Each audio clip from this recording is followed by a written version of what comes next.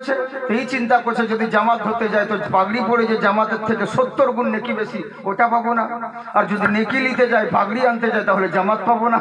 এই চিন্তা করতে করতে জামাত শেষ, যে যার নামাজ পড়ে বাড়ি চলে গেছে। ই দেখছে কেউ কোথাও নেই, তাড়াতাড়ি মসজিদের ভিতরে ঢুকে পরনের লুঙ্গি ছিল, লুঙ্গিটাকে খুলে মাথায় জড়ে নিয়েছে। লুঙ্গি যেমন মাথায় জড়ে নিয়ে নামাজ পড়তে লেগেছে, এদিকে ইমাম সাহেব দেখে নিয়েছে। ইমাম বুঝাবে ই তো কোন বেসাইজা নামাজি, একে তো লোকমা দিতেই হবে। ইমাম সাহেব থাকতে না পেরে ওর পাছায় একবার, ভাই তোর লুঙ্গি কোথায়? বলে দেখছেন না মাথায়। বলে তোর লুঙ্গি মাথায় কেন গেল? বলে জালসায় যে বললে যে পাগড়ি পরে নামাজ পড়লে পরে 70 গুণ নেকি বেশি পাবে। বলে আবে গাধা, তোর পাগড়ি পরা সুন্নাত, নিচে ঢাকা যে ফরজ, ওদিকে হুঁশ নাই। তো এই হচ্ছে ব্যাপার। এরকম ভুল বুঝিয়েন না, ভুল শুনবেন না। আসল জিনিসগুলো আমরা বাদ দিয়ে এদিক সেদিক নিয়ে সময়কে নষ্ট করে দিই। ওরকম যেন না হয় সোনামুখী বাবজি, জালসার নাম করে এসে মেলায় খেলায় দৌড়ে বেরিয়ে সময়টাকে নষ্ট করে দিলাম, এরকম যেন না হয় সোনামুখী। একবার মহাব্বতের সঙ্গে বলেন আল্লাহু আকবার। তাই আমার আল্লাহ বলেন, হাবিব জগৎবাসীকে বলে দিন, যারা আল্লাহকে ভালোবাসতে চায় তারা যেন আপনাকে ভালোবাসে, আর যারা আপনাকে ভালোবাসলো আমি আল্লাহ তাদেরকে ভালোবাসবো। তবে জেনে রাখো, ভালোবেসে ছেড়ে দিব না। ইয়াগফির লাকুম যুনুবাকুম ওয়াল্লাহু গফুরুর রহিম। তাদের গুনাহ সমূহগুলোকে আমি আল্লাহ মাফ করে দিব। সুবহানাল্লাহ বলেন। কেন মাফ করে দিব? আমার আল্লাহ বলেন আমি হলাম গফুরুর রহিম।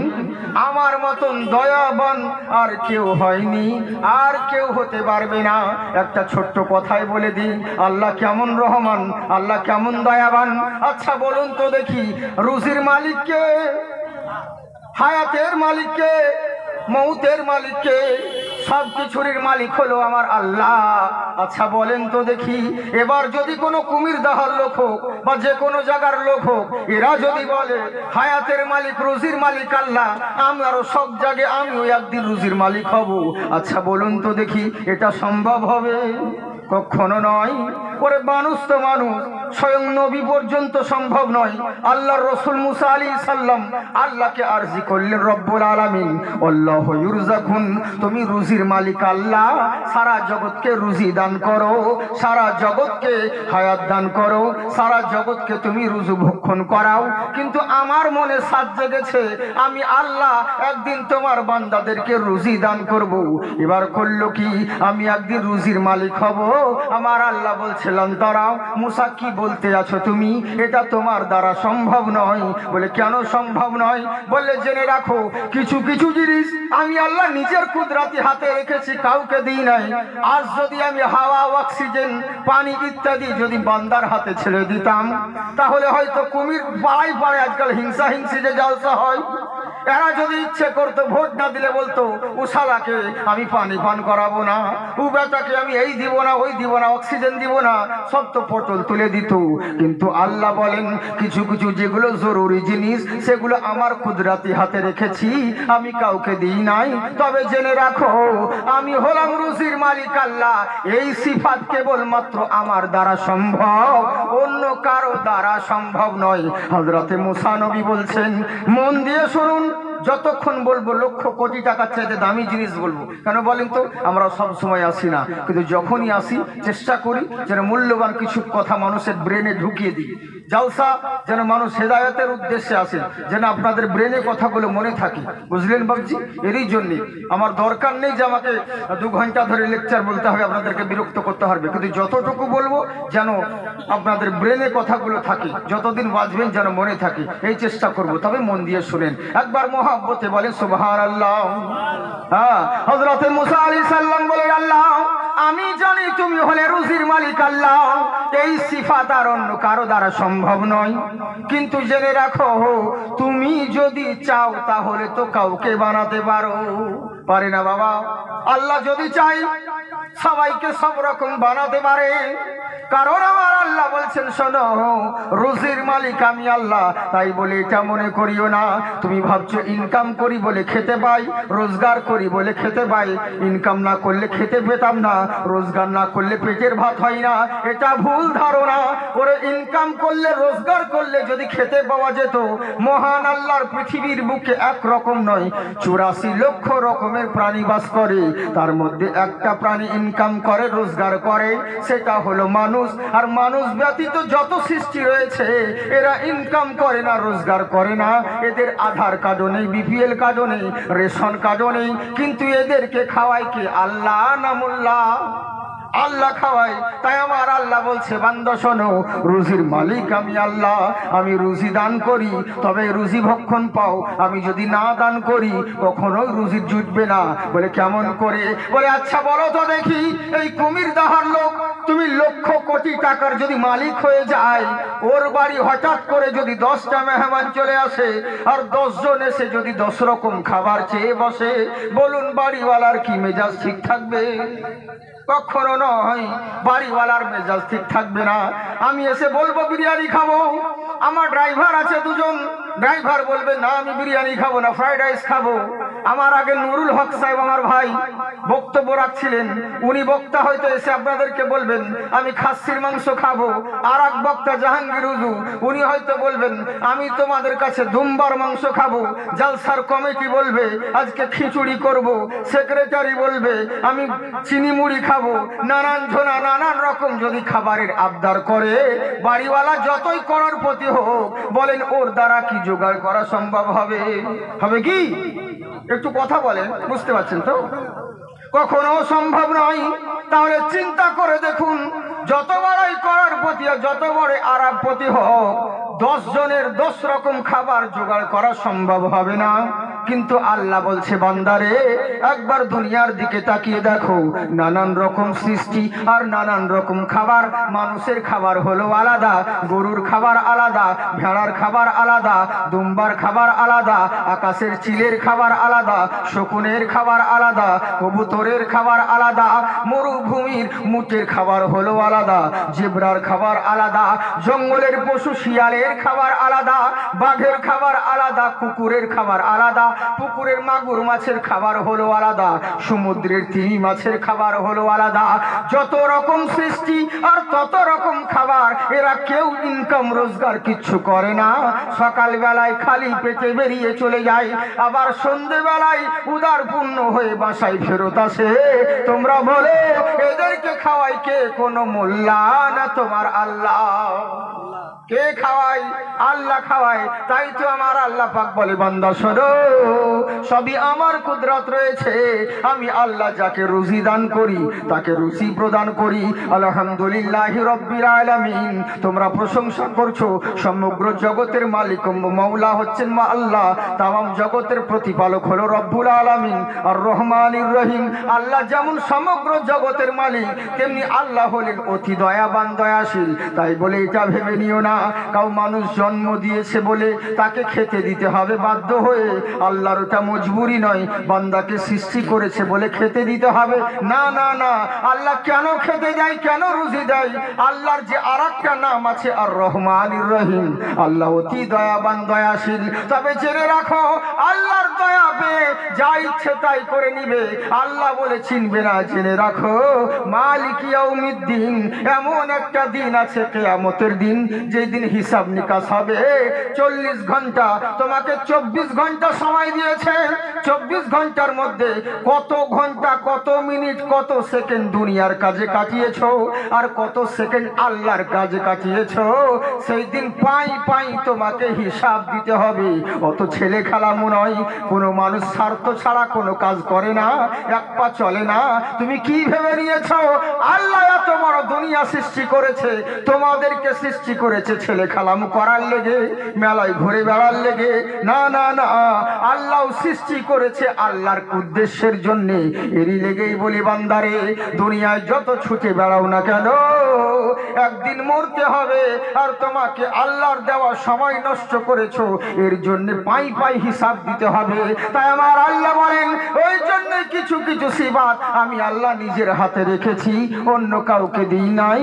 তখন মুসা আলাইহিস সালাম বলছেন, আল্লাহ আমি জানি তুমি সব কিছুরই মালিক, তুমি যাকে রুজি দান করো সে রুজি পাই, তুমি যাকে দান করো না সে রুজি পাই না। ইন্নাকা আলা কুল্লি শাইইন কদির, সমস্ত ক্ষমতা তোমার রয়েছে, কিন্তু আমার আল্লাহ তুমি যদি চাও তুমি কাউকে রুজির মালিক বানাতে পারো। আমাকে একদিন রুজির মালিক বানাও, তুমি যে আর রহমানির রহিম, তুমি অতি দয়াবান দয়াশীল, একটা দিনের জন্য রুজির মালিক বানাও। তখন আমার আল্লাহ বলছেন তুমি বারবার যখন বলছো এক কাজ করো তোমাকে রুজির মালিক বানানো হবে, আগে আমার কথা শোনো। বলে কি করতে হবে? আগামী কালকে ফজরের পরে সকাল বেলায় চলে যাবে বনি ইসরাইল কওমের সব থেকে বড় যেটা কবরস্থান রয়েছে, ওই কবরস্থানের মধ্যে তুমি জায়গা দখল করবে। এমন একটা জায়গায় তুমি থাকবে যেন তুমি সবাইকে দেখতে পাও আর তোমাকে যেন কেউ না দেখতে পারে, এরকম জায়গা নিয়ে তুমি দখল করবে।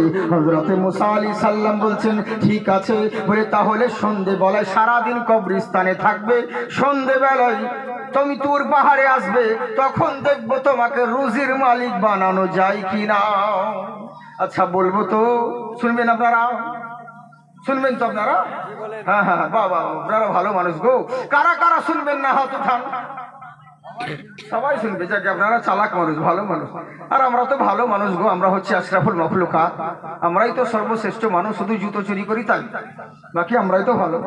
হ্যাঁ, এই হচ্ছে ব্যাপার। তো যাকে মন দিয়ে শুনেন বাপজি সোনামুখী আমার, খুব মূল্যবান কথা। হযরতে মুসা আলাইহিস সালাম বলছেন আল্লাহকে, আল্লাহ তুমি আমাকে রুজির মালিক বানাও। বলে ঠিক আছে, তাহলে চলে যাও বনি ইসরাইল কবরস্থানে, আর ওখানে গিয়ে সারাদিন থাকো, যা যা হবে দেখবে, সন্ধ্যেবেলা এসে রিপোর্ট দিবে, তখন তোমাকে দেখবো তোমাকে রুজির মালিক বানানো যায় কিনা।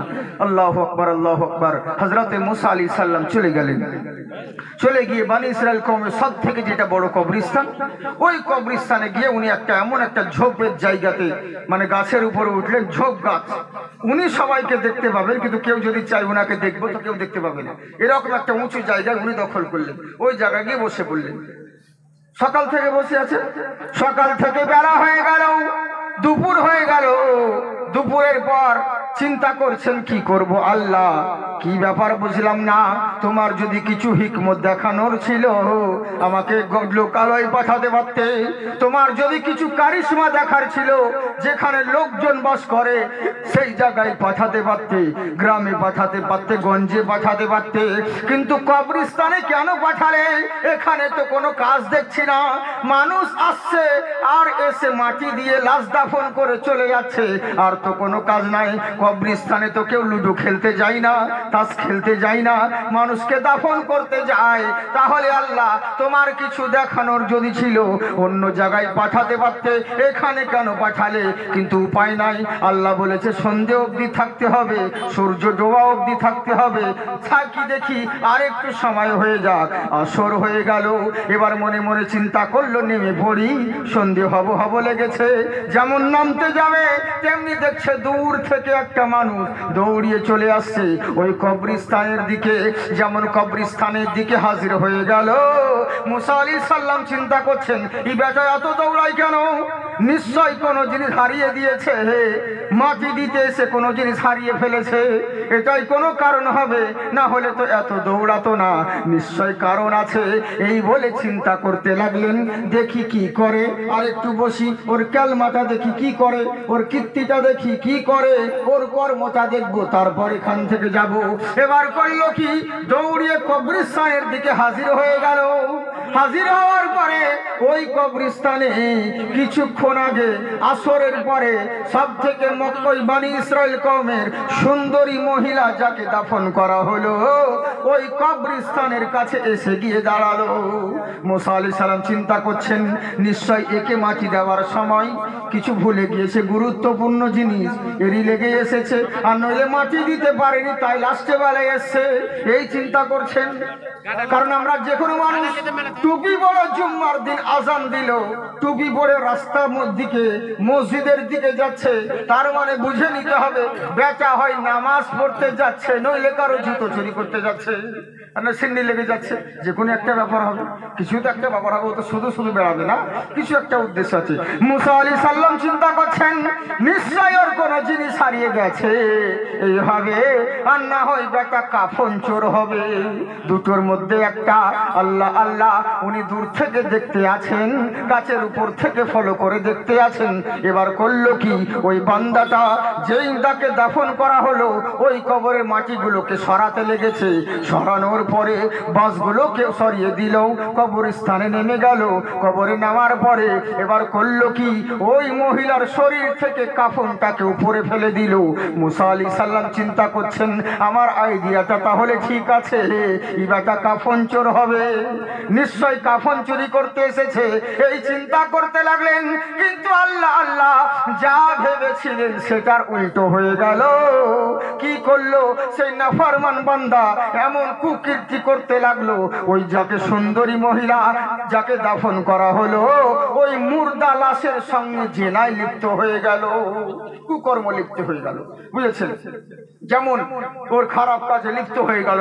হযরতে মুসা আলাইহিস সালাম এমনিতে তো রাগী পয়গম্বর, উনি কি সহ্য করতে পারেন? থাকতে না পেরে একদম গাছ থেকে নেমে যাচ্ছে, আজকে ওকে কতল করেই দিব, সেরেই দিব, এই বলে যেমন গাছ থেকে নেমে সামনের দিকে যাওয়া, সঙ্গে সঙ্গে জিবরিল আমিন দাঁড়িয়ে গেছেন। দাঁড়ান, কোথায় যাচ্ছেন আপনি? বলে কেন যাব না, তুমি কি দেখতে পাচ্ছ না ওই দেখো কবরস্থানে একজন নাফরমান বান্দা মুর্দার সঙ্গে খারাপ কাজ করতে আছে। হযরতে জিবরিল আমিন বলছেন আপনি কি ভুলে গেছেন আল্লাহর সঙ্গে কি কথা ছিল, কি অঙ্গীকার হয়েছিল? বলে কি কথা হয়েছিল? বললে আল্লাহ কি বলেছে আপনাকে, যে কবরস্থানে সারা দিন থাকবেন, কি হচ্ছে আপনি দেখবেন, কিন্তু কোনো জায়গায় নাক গলাতে পারবেন না, ইন্টারফিয়ার করতে হবে না, আপনি মাতব্বরি করতে যেন না, আপনাকে দেখতে বলেছেন, আপনি দেখবেন কে কি করছে, আপনাকে শাস্তি দিতে আল্লাহ বলেনি, আপনার কাজ শুধু দেখা, আল্লাহর হুকুমের কাছে বাধা। হযরতে মুসা আলাইহিস সালাম মাথা নিচু করে কান্না করতে লাগলো, আল্লাহ কেমন পরীক্ষা তোমার, চোখের সামনে অন্যায় করছে আর আমাকে চোখ বুঝে সহ্য করতে হলো, তোমার অঙ্গীকারের কাছে বাধা আছি, আল্লাহর হুকুমের কাছে বাধা রয়ে গেল। ওরে মুসলমান তো তাকেই বলে মুসাল যুক্ত ইমান, মুর্দা ব্যক্তিকে গোসল দিলে পরে গরম পানিতে গোসল দিলেও কিছু বলতে পারবে না, ঠান্ডা পানিতে গোসল দিলেও কিছু বলতে পারবে না, যেমনি মুসলমান ওই রকম হতে হবে, আল্লাহর হুকুম যেই জিনিসে হবে সঙ্গে সঙ্গে মাথা পেতে মেনে নিতে হবে, ওই জায়গায় ইন্টারফিয়ার করা চলবে না। হযরতে মুসা আলাইহিস সালাম নামুদিকে মাথা করে কান্না করতে লাগলো। জিবরিল আমিন বলছেন ওগো আল্লাহর নবী মুসা আলাইহিস সালাম কিসের নিচের দিকে তাকাচ্ছেন কেন, চোখ তুলেন ওই দিকে দেখুন, আপনাকে আল্লাহ বলেছেন কবরস্থানে যা যা হবে তোমাকে দেখতে হবে, আপনি দেখুন, আপনাকে তো অন্য দিকে দেখা যাবে না, যা যা হচ্ছে সেই দিকেই দেখুন। হযরতে মুসা আলাইহিস সালাম দেখতে আছে, চোখ দিয়ে গড় গড় করে অশ্রু ঝরতে আছে। ওই নাফরমান বান্দাটা কুকর্ম করে নিজের দিকে পালিয়ে গেল, কবরস্থান থেকে উঠে চলে গেল। এবার সন্ধ্যা হয়ে গেছে, হযরতে মুসা আলাইহিস সালাম কান্না করতে করতে যাচ্ছে আর মনে মনে বলছে আল্লাহকে এই বলবো, আল্লাহকে ওই বলবো, এরকম বান্দা কেন রেখেছো, এরকম বান্দাকে কেন ধ্বংস করো না, এটা সেটা বলবো, মনে মনে চিন্তা করতে আছে। তুর পাহাড়ে হাজির হয়ে গেল। তুর পাহাড়ে হাজির হওয়ার পরে এবার আমার আল্লাহ মুসা আলাইহিস সালাম কিছু বলবে, তার আগে আমার আল্লাহ বলছেন এই আমার প্রিয় বন্ধু কালিমুল্লাহ, তুমি তো আমার কথা শুনেছো, আমার কথা শুনে জঙ্গলে কবরস্থানে সময় কাটালে, কিন্তু তুমি যে বলেছিলে আমি রুজির মালিক হব, তুমি কি ভুলে গেছো? বলে না আল্লাহ ভুলিনি, রুজির মালিক হব ওই লেগে তো সারাদিন থাকলাম, রুজির মালিক তো আমি হবো, আমাকে একটা দিনের জন্য রুজির মালিক বানাও। মুসা আলাইহিস সালাম বলছে আমি ওটা ভুলিনি, আমাকে একদিনের লেগে রুজির মালিক বানাতে হবে। আমার আল্লাহ বলছে ঠিক আছে, তোমাকে রুজির মালিক বানাতে হবে। আচ্ছা বলো তো দেখি আমার মুসা আলাইহিস সালাম, যদি তোমাকে রুজির মালিক একটা দিনের জন্য বানিয়ে দিই, আজকে কবরস্থানে যেই নাফরমান বান্দাকে খারাপ কাজ করতে দেখলে ও যদি তোমার সামনে আসে, বলো ওকে কি রুজি দেবে? মুসা আলাইহিস সালাম বলছে রুজি, ওকে সামনে পেলে কাইটা দিব, হ্যাঁ ওকে কতল করে দিব, ওরকম বান্দাকে রুজি দিব? রুজি পাওয়ার যোগ্যও? হ্যাঁ, ওরা ওদেরকে ধ্বংস করে দেওয়া উচিত, শেষ করে দেওয়া উচিত, সামনে পেলে ওকে কতল করে দিব, এই বলছেন, বুঝতে আছেন? ওকে সামনে পেলে কতল করে দিব, এইভাবে বিভিন্ন রকম ভাবে বলতে আছে। হ্যালো,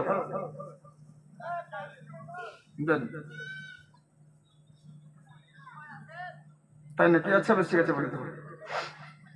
জি জি জি, হ্যাঁ হ্যাঁ হ্যাঁ, না না হয়নি, স্টেজে আছি, আমি নিয়ে যাব। আচ্ছা বেশ ঠিক আছে। তো এবার করলো কি বুঝতে পারছেন? হযরতে মুসা আলাইহিস সালাম করলেন তা কি, উনি বলতে আছেন যে আমি তো ওরকম বান্দাকে ধ্বংস করে দেবো সামনে পেলে, এত খারাপ কাজ করবে আর ওকে তোকে রুজি দান করবে, এটা তো কখনোই সম্ভব নয় বলতে আছেন। কিন্তু আমার আল্লাহ বলেন, এ আমার প্যারা হাবিব শোনো, তুমি বলছো আজকে রুজির মালিক একটা দিন তোমাকে বানালে, তুমি মনে করছো একদিন রুজির মালিক বানালে পরে তুমি সেই বান্দাটাকে, একটা নাফরমান বান্দাকে দেখে তুমি বলছো রুজি দেব না, অথচ দুনিয়ার দিকে তাকিয়ে দেখো কত নাফরমান বান্দা, কত গোলাম রয়েছে আমার জমিনে থাকে, আমার খায়, আমার পরে, অথচ আমাকে আল্লাহ বলে স্মরণ করে না। কিন্তু লক্ষ্য করে দেখো সারা জগতের নাফরমান বান্দা রয়েছে, এরা সারা দিন আমার নিয়ামত ভোগ করে আর আমাকে আল্লাহ বলতে ভুলে যায়। কিন্তু জেনে রাখো সবাই আমাকে আল্লাহ বলতে ভুলে করে, আল্লাহ বলতে আমাকে ভুলে যায়। আমি আল্লাহ, আমি কখনো কাউকে রুজি দিতে ভুলি না। সুবহানাল্লাহ। কেন ভুলি নাই? আমি আল্লাহ গফুরুর রহিম, আমার মতন দয়াবান আর কেউ হবে না।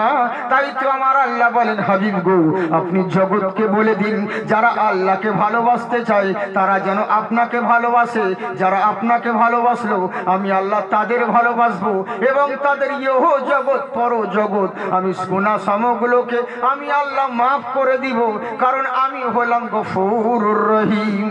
বক্তব্য শুরু করব না ছেড়ে দিব বলেন? বলবো? আপনাদের অসুবিধা হয় না তো? ঘুম আসছে না তো? হ্যাঁ হ্যাঁ হ্যাঁ, আমার শারীরিক অসুস্থ মানে খুব খারাপ, কিন্তু আমি কথা যখন দিই তখন প্রোগ্রামে যাই। আপনারা জানেন যে আমার অপারেশন হয়েছে, পুরো এখান থেকে গলা কাটা রয়েছে, বুঝলেন? গালে একটা ছোট্ট টিউমার হয়েছিল, ওখান দাঁত খেতে খেতে দাঁতে কামড়িয়ে দিয়েছিলাম, বাস 3 স্টেজ। বাঙালি ডাক্তারি দিক সেদিক সময় নষ্ট করে মানে গন্ডগোল কাটিয়ে দিলাম, নিয়ে খুব সমস্যার মধ্যে আছি। দোয়া করেন আল্লাহ পাক যেন তাড়াতাড়ি করে সুস্থ করে দেন, বলুন আল্লাহুম্মা আমিন। তো যাই হোক, চিরদিন মানুষের সবার সমান যায় না, এই যে কথা বলতে পারছি এটাই আল্লাহর লাখ লাখ শুকরিয়া, বুঝেছেন? তো যাকে আল্লাহ কি না করতে পারে। ডক্টর বলেছে, আমার প্রেসক্রিপশনেও লেখা রয়েছে যে আপনি কমসে কম 3 বছর তো কথা বলতে পারবেন না। যখন আস্তে আস্তে খাওয়া দাওয়া শুরু করবেন, আস্তে আস্তে আপনার মুখটা খুলবে, তখন আপনি কথা বলতে পারবেন, যদি বেঁচে থাকেন। আর এর আগে যদি মরে যায় তাহলে তো কিছু করার নেই, আর বেঁচে থাকলে 3 বছর পর আপনি কথা বলতে পারবেন। কিন্তু আল্লাহর কি রহমত দেখুন, 3 মাস পর থেকে আমার 4-5টা প্রোগ্রাম হয়ে গেল করা, বা এখনো বলতে পারছি। যখন আবার স্ক্যানিং করা হলো নভেম্বরে, যে দেখেন কি হচ্ছে, তখন ডॉक्टर বলছে, अरे ये तो चमत्कार हो गया यार, सिलाई जो जहां तक लिया था आपका वॉइस कंट्रोल आके एकदम साइड से निकल गया, अगर उधर चला जाता तब बात ही नहीं कर पाते। तो এটাই তো আল্লাহর কুদরত, এটাই আল্লাহ চায়, আল্লাহ যে ওরকম ভাবেই করাবো, বুঝলেন? তো যাই হোক, তো আল্লাহ পাক বলাচ্ছেন, এটাই আল্লাহর লাখো লাখো শুকরিয়া। তো যার জন্য বলছি বাবজু সোনামুখী, কদিনকার দুনিয়া, আজকে আছেন কালকে নাও থাকতে পারেন, এরই লেগে সময়কে নষ্ট না করে আল্লাহর দেওয়া সবাই আল্লাহর কাছে কাটাবেন, তাহলে সব জায়গায় লাভবান হবেন। যাই হোক, আমি সামনের দিকে বাড়ি, তাহলে আপনারা শুনবেন তো? একবার হাত উঠিয়ে বলেন আল্লাহু আকবার। হাই হাই হাই, আল্লাহর নামে হাত উঠাতে আপনাদের কষ্ট হচ্ছে? এই মুসলমান সবাই এরাই বলবে, হুজুর নবীর জন্য আমরাও যদি নবীর সময় থাকতাম, আমরাও নবীর জন্য জীবন দিয়ে দিতাম। আবে তোর যদি ওয়াকাত থাকতো, যোগ্যতা থাকতো, আল্লাহ তোকে নবীর সমাতে পয়দা করতো, এখন দিত না। আল্লাহ জানে তুই পারবি না, তোর ওয়াকাত নাই, তোর যোগ্য নাই, বলেই তো এরকম করছে। মুখে বলছে আমি আল্লাহকে ছাড়া কোনো ব্যাটাকে ভয় করি না, ওর গলায় 2টা সাপ জড়ি দিয়ে করে বাপ বাপ করে চিল্লাবে, বুঝলেন?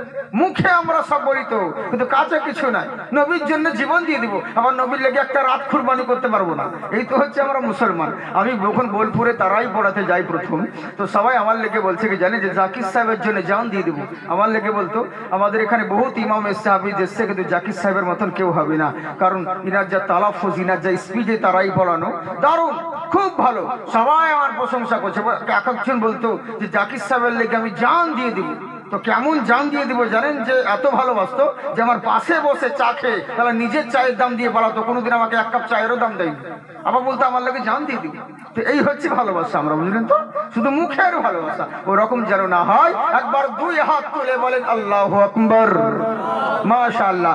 আজকে যারা মাহফিলে এসেছে ওরে আল্লাহ তাআলার রহমত পেয়েছে, সুবহানাল্লাহ বলেন। বাড়বে তোমার ওই সম্মান, পড়ো সাল্লু আলাইহি সালাম, বলো সাল্লু আলাইহি সালাম। যত সব মুমিন গলে সুবহানাল্লাহ বলেনি কেন? সুবহানাল্লাহ বলেন। দূরি করিতে এলো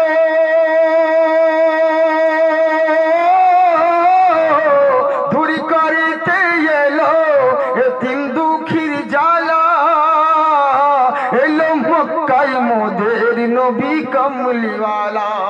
একবার মুহাব্বতে সবাই বলেন সুবহানাল্লাহ। বলবে তোমার ওই সম্মান, পড়ো সাল্লু আলাইহি সালাম, বলো সাল্লু আলাইহি সালাম। তাই আমার আল্লাহ পাক বলে, বান্দা শোনো, যারা আল্লাহকে ভালোবাসতে চাও তারা যেন নবীকে ভালোবাসো। এবার আমরা যতজন রয়েছি সবাই আমরা বলি আল্লাহকে ভালোবাসি, ভালোবাসি না বাবা? সবাই বলি আল্লাহকে ভালোবাসি, নবীকে ভালোবাসি। মুসলমান হোক, যত মাযহাব হোক, বেরেলি হোক আর ওয়াহাবি হোক, সুন্নি হোক আর দেওবন্দি হোক, সব বেটা বলে আমরাও তো নবীকে ভালোবাসি, কিন্তু মুখে বললে নবীর ভালোবাসা হওয়া যায় না। কি করতে হবে? মা আতাকুমুর রাসূলু ফাখুযুহু ওয়া মা নাহাকুম আনহু ফান্তাহু। আল্লাহর রাসূল যেটা দিয়েছেন তারা সাদরে গ্রহণ করবে, আর যেটা থেকে বারণ করেছেন সেটা থেকে দূরে থাকবে, তাহলে প্রকৃত নবীর ভালোবাসা হবে। বুঝলেন তো? শুধু মুখে বললে হবে না, মুখে বললে হবে না, তাহলে নবীর ভালোবাসা হবে। কেমন নবীর ভালোবাসা? হযরত আবু তালহা রাদিয়াল্লাহু তাআলা আনহু কতটা নবীর উপর ভরসা করতেন, কতটা নবীকে ভালোবাসতেন। হযরত আবু তালহা, উনাকে আল্লাহ রাব্বুল আলামিন উনার ওরসে একটা সন্তান দান করেছেন। সেই সন্তানটা দীর্ঘদিন থাকতে থাকতে অসুস্থ হয়ে পড়ে। কি করবে? নানান জায়গায় নানান রকম চিকিৎসা করায়, হেকিম কবিরাজ দেখায়, কোনো জায়গায় কিচ্ছু হয় না। তখন নবীর কাছে গেলেন, ইয়া রাসূলুল্লাহ, নবী গো, ফিদাকা বিয়া উম্মি, আপনার পদতলে আমার পিতামাতা কুরবান হয়ে যাক। হুজুর গো, কোন রকম ভাবে আমার ছেলেটা সুস্থ হয় না, অনেক জায়গায় দেখালাম হুজুর, কি করব বলেন? আমার নবী বললেন, শোনো, খাইরিহি ওয়া শাররিহি মিনাল্লাহি তাআলা, ভালো মন্দ যা কিছু হয় সবই তোমার তাকদীরের উপরে। কেননা জেনে রাখো, তোমার ছেলে যদি মরে যায় এটাতেও জানতে হবে আল্লাহ ভালাই রেখেছে। তোমার ছেলে যদি সুস্থ হয়ে যায় তাহলে জানবে এটাতেও আল্লাহ তোমার ভালাই রেখেছে। কারণ জেনে রাখো, মহান আল্লাহ কখনো কারো খারাপ করে না। আশা আন তাকরাউ খায়রান ওয়া হুয়া খায়রুল লাকুম ওয়া আশা আন তুহিব্বু শাইয়্যান ওয়া হুয়া শাররুল লাকুম। জেনে রাখো, তুমি মনে করছো যে জিনিসটাকে আমার জন্য খারাপ, অথচ ওর মধ্যে আল্লাহ তোমার জন্য ভালাই লিখে রেখেছে। আবার যেই জিনিসটাকে তুমি ভালো মনে করে আপন করে আছো, ওই জিনিসটার মধ্যে আল্লাহ তোমার জন্য খারাপ লিখে রেখেছে। ও আনতুম লা তা'লামুন, আমার আল্লাহ জানে, দ্বিতীয় কোনো মোল্লা জানে না। তাই জেনে রাখো, তোমার সন্তান যদি মরে যায় জানবে এতেও ভালাই আছে, আর যদি বেঁচে যায় জানবে এতেও ভালাই আছে। কারণ আমার আল্লাহ যেটা করেন সেটা ভালোর জন্য করে। করে না বাবজি? আল্লাহ যা করে ভালোর লেগে করে, করে না? খুব সুন্দর কথা, একটা ইমান তাজা হয়ে যাবে। একটা কথা বলে দিই, খুব সুন্দর। ওইটা বললাম, যতক্ষণ আছি মন দিয়ে শুনবেন, মনে রাখবেন কথাগুলো, কোনোদিন ভুলিয়েন না বাবজি। কদিনকার দুনিয়া, ইমান তাজা হয়ে যাবে। আচ্ছা, আমাদের এই বিশ্বাসটা আছে কিনা যে আমার আল্লাহ যা করে ভালোর লেগে করে? করে, বিশ্বাস আছে তো? হ্যাঁ। কোনো জিনিস আপনাকে দেখতে খারাপ লাগবে, সে একটা বাচ্চা ছেলেকে ইঞ্জেকশন দিয়ে দিল, তো মনে হচ্ছে আরে ছেলেটার জন্য তো খারাপ মনে হবে, ছোট ছেলেকে ফুলে দিল, কিন্তু যখন ইঞ্জেকশন দেওয়ার পরে ছেলেটা সুস্থ হয়, ভালো হয়ে যায়, তখন বলেন আরে ইঞ্জেকশন দিয়েছিল তো ভালোই করেছিল। তো সাময়িকের লেগে তোমাকে মনে হবে এই জিনিসটা খারাপ হলো, কিন্তু না, আমার আল্লাহ কখনো কারো খারাপ করে না। ওরে বান্দারই তো জুলুম সহ্য করতে পারো না, আল্লাহ যদি খারাপ করবো মনে করে তো তুমি টিকতে পারবা? কখনোই নয়। আল্লাহ কখনো কারো খারাপ করে না, আল্লাহ যা করে ভালোর জন্য করে। এরই জন্য এক সওদাগর বাদশা ছিল, ওর ইমান বড় তাজা। সৌদাগর বাদশার গোলামের ইমান বড় তাজা, কিন্তু বাদশা তো ইমান একটু কমজোরি, দুনিয়া ধন দৌলতে পড়ে ইমান একটু কমজোরি হয়ে গেছে। এবার করলো কি, সৌদাগর বাদশা তার গোলামকে বলছে, গোলাম রে দেখ আমার আঙুলে কি হয়ে গেছে, দেখ আঙুলটা ফুলে গেছে। তো গোলাম বলছে, হুজুর আল্লাহ যা করে ভালো লেগে করে। বাদশা রেগে গেছে মনে মনে, যে তুই আমার খাচ্ছিস বে, আর তুই আমার ঘরে থাকছিস, আর আমার হচ্ছে তুই ভালো বলছিস। কিন্তু চিন্তা করেন আবার এবার করলো কি, হেকিম ডেকে নেয়, কবিরাজ ডেকে নিয়ে। হেকিম কবিরাজ ডেকে আনা হলো। ডেকে আনার পরে হেকিম কবিরাজ বলছে, বাদশা মশাই আপনার আঙুল তো পুরো ইনফেকশন হয়ে গেছে, যদি ভালোভাবে জীবন যাপন করতে চান, জীবাণু মুক্ত যদি জীবন যাপন করতে চান, তাহলে একটুকুলয় পুরো আঙুলটাই কেটে বাদ দিতে হবে। বাদশা যেমন বলছে হেকিম পুরো আঙুলটাই কেটে বাদ দিতে হবে, পাশে গোলাম বসেছিল, ও শোনা মাত্র বলছে আল্লাহ যা করে ভালো লেগে করে। আচ্ছা বলে রাখবে না? রাখতে হবে ওর, আসলে এর ইমান কমজোরি তো, বলে ওর রাখছে। আমরা যেমন বলি, কিন্তু না, আল্লাহ যা করে ভালো লেগে করে। এবারে হেকিম কবিরাজ পুরো আঙুলটাই কেটে বাদ দিয়ে দিল। বাদ দেওয়ার পরে ব্যান্ডেজ ওষুধ লাগিয়ে ব্যান্ডেজ ভর্তি করে দিয়ে এবার হেকিম চলে গেল। মন দিয়ে শুনবেন, এদিক ওদিক তাকাইন না, সামনের দিকে না বললে শেষের দিকে বুঝতে পারবেন না। এবার গোলাম করলো কি, বাদশা গোলামকে বলছে, গোলাম রে, বলে বলেন জাহাবানা, বলে দেখ আমার 5টা আঙুল ছিল, এখন 4টে হয়ে গেল, কি করব রে? তখন গোলাম বলছে আল্লাহ যা করে ভালো লেগে করে। বাদশা বলছে দাঁড়া, ভালো করে না খারাপ করে, একটু সুস্থ হই, তারপরে তোকে মজা দেখাবো। এবার করলো কি, দিন আসে কয়েকদিন সুস্থ হয়ে যাওয়ার পরে বাদশা গোলামকে দেখে বলছে, গোলাম রে চল একবার বালাখানায় মন টিকে না, একবার জঙ্গলে চল শিকার করে আসি। বলে চলুন জাহাপানা, আল্লাহ যা করে ভালো লেগে করে।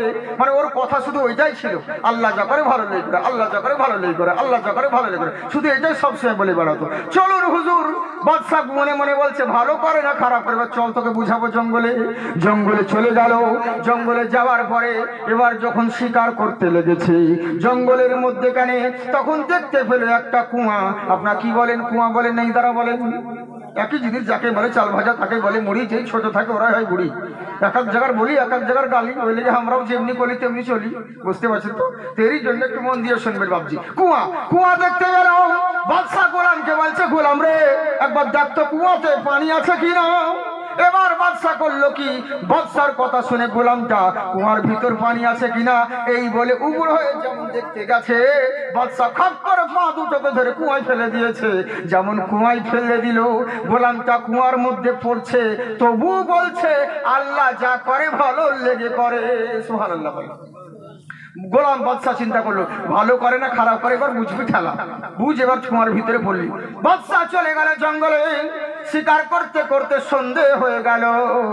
মনে মনে চিন্তা করলো আল্লাহ সন্ধে হয়ে গেছে, কি করব এখন? যদি রাত্রে সঙ্গীটাও তো নাই, ওকে তো কুয়ায় ফেলে দিয়েছি, আর এখন যদি রাত্রে বেলায় বেরিয়ে যায়, জঙ্গলের রাস্তা কোনোদিন সোজা হয় না, আঁকা বাঁকা পথ। তাই চিন্তা করলো এখন যদি রাত্রে বেলায় বের হয়, কোথা থেকে কোন দেশ চলে যাব খুঁজে পাবো না, তার মানে কোন রকম রাতটা জঙ্গলে কাটাবো, সকাল হলে পরেই বেরিয়ে পড়বো।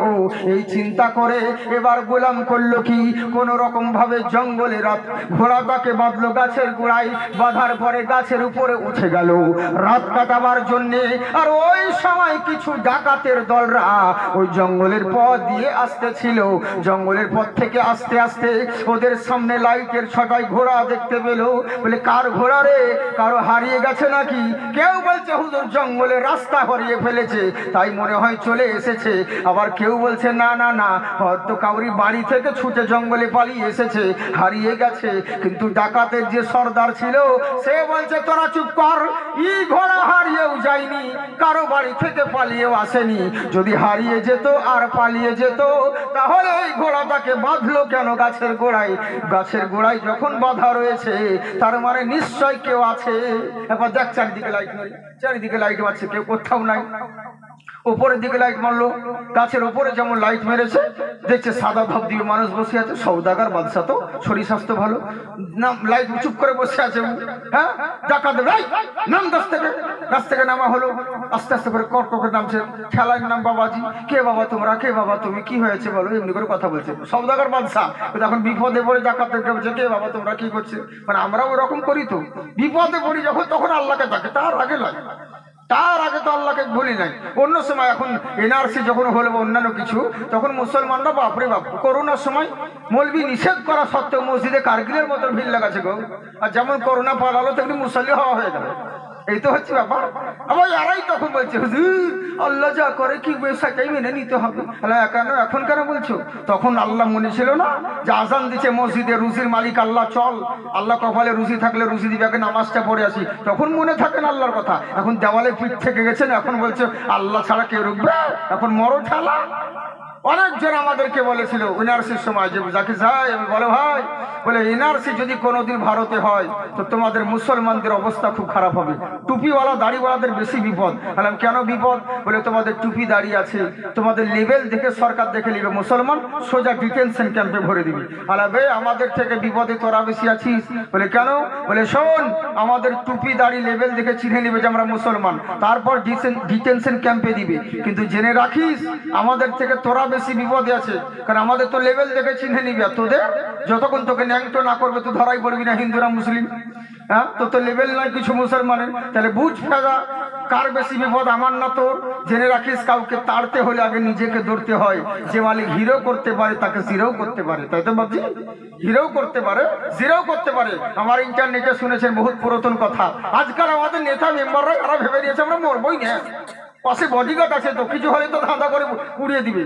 বডিগার্ড আছে তো AK-47 নিয়ে, নেতারা এমএলএরা যেছে তো বাপরে, আগে বডিগার্ড পিছনে বডিগার্ড, পা ফু সা শু করে যাচ্ছে, এরা মনে করছে আমরা মরবই না। আল্লাহ বলছে বেশি বাহাদুরি দেখাস না, তোর মাস্তানি কত বড় বাহাদুর হয়েছে, কত বড় মাস্তানি হয়েছি একবারে বোঝা যাবে। অত পিক আপ ভালো নয়, মরবি না। তোকে জব্দ করার লেগে কোনো হাতিয়ার লাগবে না, কোনো AK-47, কোনো রাইফেল কিচ্ছু লাগবে না, শুধু 4 পিস হাতে গুনে কাঠ পিঁপড়ে, লাল পিঁপড়ে এগুলো হয়, লুঙ্গি তলে ভরে দিবে, বাস আপনি জব্দ হয়ে যাবে। উসকুস উসকুস করবি আর বডিগার্ড বলবে কি হয়েছে স্যার, ফায়ার করবো ফায়ার করবো, বাস কেসটা খতম হয়ে যাবে। এলেকে বেশি বাড়াবাড়ি ভালো নয়। যে মালিক হিরো করতে পারে সে জিরো করতে পারে, বুঝলেন? কিন্তু বিপদে পড়ে আল্লাহকে ডেকে লাভ নেই, তার আগে ডাকতে হবে। বাদশা বিপদে পড়ে বলছে, কে বাবা তোমরা? বলে কি করছিস জঙ্গলে? বলে ভাই জঙ্গলে এসেছিলাম শিকার করতে, রাস্তা হারিয়ে ফেলেছি, তাই কোনো রকম চিন্তা করলাম রাতটা কোনো রকম জঙ্গলে কাটাই, সকাল হলে পরেই বেরিয়ে পড়বো। এরই লেগে রাত কাটাচ্ছি জঙ্গলে। ডাকাতের দররা বলছে চল আমাদের সঙ্গে। বলে কোথায় যাবেন? বলে আমাদের রাজার দরবারে, অন্য রাজ্যে নিয়ে যাব। বলে কেন, কি করবেন? বলে চল তোকে জবাই করব। মুসলমানদের যেমন কুরবানি হয়, হিন্দু ভাইরা যেমন পাঁঠা বলি দেয়, ওই রাজার আমলে ওই রাজ্যে মানুষকে বলি দিত। বলে চল। এবার ধাক্কা মারতে মারতে নিয়ে যাচ্ছে, আনন্দ করতে করতে যাচ্ছে। আজকে আমাদের রাজা খুশি হবে রে, এত সুন্দর বলি দেওয়ার জিনিস নিয়ে যাচ্ছি, এত সুন্দর কুরবানির জিনিস নিয়ে যাচ্ছি, আনন্দ করতে করতে নিয়ে যাচ্ছে। এবার যখন রাজার দরবারে হাজির করা হলো, রাজা বলছে বাহ, তোদেরকে পুরস্কৃত করব, খুবই তো সুন্দর জিনিস এসেছি, তবে রাত হয়ে গেছে, এখন বলি দেওয়া যাবে না, কয়েকখানায় ভরে দে, রাতটা কাটুক, সকাল হওয়ার পরে একে জবাই করব। বলে ঠিক আছে। কয়েকখানায় ভরে দেওয়া হলো, সারা রাতটা কোন রকম কেটে গেল। এবার সকাল হওয়ার পরে রাজ দরবারে রাজা বলল, ওরে সৈন্যরা, ওরে কর্মচারীরা, শোন, একে যাকে নিয়ে এসেছিস বলি দেওয়ার জন্য, একে বের কর, বের করে একে তেল পানি মাখিয়ে দে, ভালো করে গোসল দিয়ে দে। তেল মাখানো হলো, গোসল করা হলো। রাজা বলছে দেখে তো মনে হচ্ছে ভালো লোক, আমি তো মনেই হচ্ছি, কিন্তু মনের ভিতর সন্দেহ রেখে লাভ কি? আমি তো দেখছি ভালো, তবু মনে কেন কিন্তু থাকে? একবার ভালো করে চেক করে দে।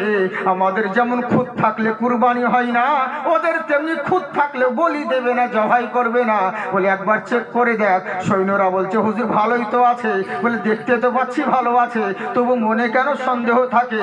একবার চেক করে নে, মাথা থেকে পা অবধি চেক করতে আছে। দেখছে চেক করতে করতে হাতের একটা আঙুল কাটা রয়েছে।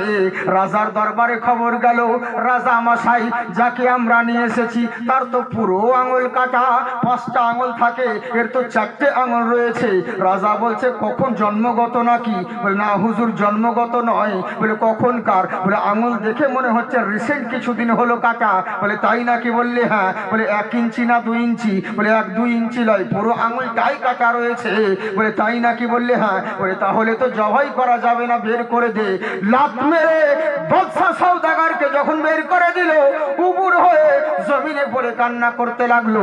রব্বুল আলামিন আমার গোলাম বলেছিল আঙুল কাটার সময় আল্লাহ যা করে ভালোর জন্য করে। আমি তো দুঃখ পেয়েছিলাম, এখন বুঝলাম আজ যদি আমার আঙুল কাটা না থাকতো আমি কাফেরদের হাতে জবাই হয়ে যেতাম। ভাগ্য ভালো আমার আঙুল কাটা ছিল। একটা আঙুল কেন, পুরো হাত যদি কেটে যেত আমি তো আগেই ছাড়া পেয়ে যেতাম। তার মানে বোঝা গেল আমার আল্লাহ যা করে ভালোর জন্য করে। করে না বাবা? ভালোর জন্য করে। এবার চিন্তা করলো যাই দেখি গোলাম তো বেঁচে আছে না মরে গেছে? ওই যে কুয়ায় ফেলেছিল, কুয়ায় ফেলে দিয়েছে। এবার করলো কি, জঙ্গলের কাছে গিয়ে ওই কুয়া দেখতে পেল। কুয়ার উপর থেকে চেঁচাচ্ছে গোলাম রে বেঁচে আছিস না মরে গেছি? ভিতর থেকে চেঁচাচ্ছে হুজুর আমাকে উঠান, আমি বেঁচে আছি। ঘোড়ার লাগাম দিয়ে হোক আর দড়ি দিয়ে হোক না কেন একে কোনো রকম গাছ থেকে কুয়া থেকে উঠানো হলো। উঠানোর পরে গোলামকে জিজ্ঞাসা করে গোলাম রে আমি বিশ্বাস করে নিয়েছি আমার আল্লাহ যা করে ভালোর জন্য করে। বলে তাই নাকি? বললে হ্যাঁ। বলে আপনি যদি বিশ্বাস করেছেন তা তো ভালোই কথা, খুবই ভালো, আপনার তাহলে ঈমান মজবুত হয়েছে। বললে শোন কিন্তু একটা জিনিস বুঝতে পারলাম না। বলে কি? বলে একটা জিনিস বুঝতে পারলাম না। আমি বুঝলাম আমার আঙুল কাটা ছিল, কাফেররা ধরে নিয়ে গেছিল বলে আমি জবাই হলাম না। আল্লাহ যা করে ভালোর জন্য করে, কিন্তু তোকে কুয়াতে ফেললাম আর কুয়াতে ফেলার পরে তুই বলছিলি আল্লাহ যা করে ভালোর জন্য করে। কুয়াতে কি এমন ভালো মন্দ জিনিস পেলি তুই? কি এমন ভালো মন্দ জিনিস দেখতে পেলি কুয়ার ভিতর যে তুই যে বলছিলি আল্লাহ যা করে ভালোর জন্য করে? বলে কেন? বলে হ্যাঁ তুই যে কুয়াতে পড়লি তাও বলছি। বললে বাদশা মশাই আমি কুয়ার ভিতরে যতক্ষণ ছিলাম কত কষ্টে ছিলাম আমি জানি আর আমার আল্লাহ জানে, তাছাড়া কেউ জানে না। বহু কষ্টে জীবন রাত্রিটা কাটিয়েছি। বলে তাহলে এত কষ্টে যখন কুয়ায় ছিলি তাহলে কেন বললি আল্লাহ যা করে ভালোর জন্য করে? তখন গোলাম বলছে বাদশা মশাই শুনুন, এরই লেগেই বলেছিলাম আমি হলাম গোলাম আর আপনি হলেন আকা। আমি যতই আপনার গোলাম হই ইমানের দিক থেকে আপনার থেকে আমার সাচ্চা ইমান আছে। বলে কেমন করে? এরই লেগেই আল্লাহর রসুল বলেছিলেন একটা বড় লোক মানুষ আর একটা গরিব মানুষ দুজনেই যদি সমানভাবে ইবাদত করে তবু বড় লোকটার 40 বছর আগে গরিবটা জান্নাতে যাবে। সুবহানাল্লাহ। কারণ ও বড় লোকের ধন দৌলত টাকা পয়সার মায়াতে ইমান কমজোরি হয়ে যায়, বুঝলেন তো? বলে এরই লেগেতে বলে। বললে কেন? বলে এর জন্য আগেই বলেছিলাম আপনার জায়গায় যদি আমি হতাম এত বড় শিক্ষা পেয়ে পাক্কা হয়ে যেতাম।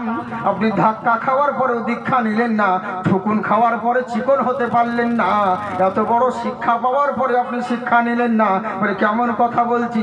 বলে আপনার জায়গায় আমি হলে আমি শিক্ষা পেয়ে নিতাম, মনের ভিতর কিন্তু রাখতাম না। তখন বাদশা বলছে বড় বড় কথা বলিস না, আগে বল তুই কুয়ার ভিতরে পড়লি তাও কেন বললি আল্লাহ যা করে ভালোর জন্য করে? কুয়াতে তো ভালো মন্দ জিনিস খেতে পাসনি, মশার কামড় পোকার কামড়ে কষ্টের মধ্যে রাত কাটিয়েছি, তাও কেন বললি আল্লাহ যা করে ভালোর লেগে করে? গোলাম বলছে বাদশা মশাই শুনুন, এরই লেগেই বলেছিলাম আপনার জন্যে, কারণ আপনি বাদশা আমি দুজন মিলে জঙ্গলে শিকার করতে এসেছিলাম। বলে হ্যাঁ এসেছিলাম। বলে আচ্ছা বলুন তো বাদশা মশাই রাস্তা হারিয়ে ফেলেছিলেন? বললে হ্যাঁ। বলে আপনি যেমন রাত্রিটা জঙ্গলে কাটালেন আপনার সঙ্গে আমি থাকলে আমাকেও তো জঙ্গলে রাত কাটাতে হতো, আমরা দুজন মিলে জঙ্গলে রাত কাটাতাম। আচ্ছা বলেন তো? বললে হ্যাঁ। বলে ঠিক বলেছিস। বলে ডাকাতের দলরা আপনাকে যেমন ধরে নিয়ে গেল আমি তো ওদের বাপ নই যে আমাকে ছেড়ে দিত, আমি সঙ্গে থাকলে ওরা আমাকেও তো ধরে নিয়ে যেত। ভাগ্য ভালো আপনার আঙুল কাটা ছিল বলে আপনি জবাই হলেন না, আমার তো কোনো জায়গায় খুঁত নাই কাটা নাই, আমি তো জবাই হয়ে যেতাম। ভাগ্য ভালো আপনি আমাকে এই কুয়াতে ফেলে দিয়েছিলেন। এরই লেগেই বলি আমার আল্লাহ যেটা করেন সেটা ভালোর জন্য করে। তাই তো বাপজি আমার আল্লাহ যা করে করে সেটা ভালোর জন্য করে। তাই আমার নবী মুস্তাফা আবু তালহা রাদিয়াল্লাহু তাআলা আনহুকে বললেন, শোনো আমার সাহাবী, তোমার ছেলে যদি মরে যায় তাহলে জানবে ভালাই রয়েছে, আর যদি বেঁচে যায় তাহলে জানবে ভালাই রয়েছে। এখান থেকে বলছিলাম নাকি?